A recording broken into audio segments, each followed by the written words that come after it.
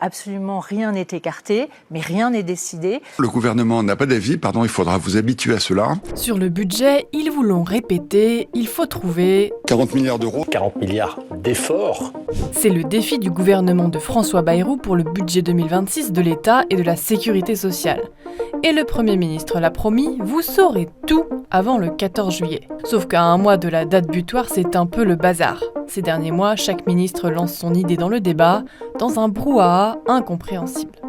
Nous allons, d'ici à la fin de l'année, proposer dans le budget que 1/3 des agences et des opérateurs qui ne sont pas des universités soient fusionnés ou supprimés. On doit pouvoir baisser le nombre de fonctionnaires. Des idées parfois tempérées par d'autres collègues dans un second temps, comme celle sur la fin de l'abattement fiscal des 10% pour les retraités proposée par Amélie de Montchalin. Aujourd'hui, aucune décision n'est prise et nous sommes dans ce moment qui est un moment de diagnostic. Finalement, totalement enterré. Je ne ciblerai pas une catégorie de Français à l'exclusion des autres. C'est aussi le cas de la TVA sociale proposée par François Bayrou lui-même.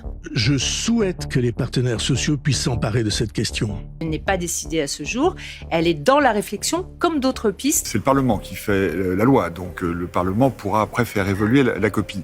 Autant dire qu'elle n'a aucune chance de voir le jour si le gouvernement ne la propose pas, car la grande majorité des parlementaires y est foncièrement opposée. Cette histoire TVA sociale est à bannir absolument. C'est vraiment le magasin, le musée des horreurs de Bercy, quoi. Même destin pour la révision de la réduction d'impôt de 50% sur les emplois à domicile. Est-ce que, au fond, c'est le bon périmètre? Est-ce que c'est le bon taux de remboursement? Quel est le bon équilibre entre le travail au noir qu'on ne veut pas encourager et le bon usage de l'argent public? Qui n'a pas reçu le soutien de Matignon et qui évoque une position personnelle de la ministre selon les Échos. Ou de la proposition du ministre François Rebsamen pour un nouvel impôt local pour remplacer la taxe d'habitation supprimée il y a quelques années.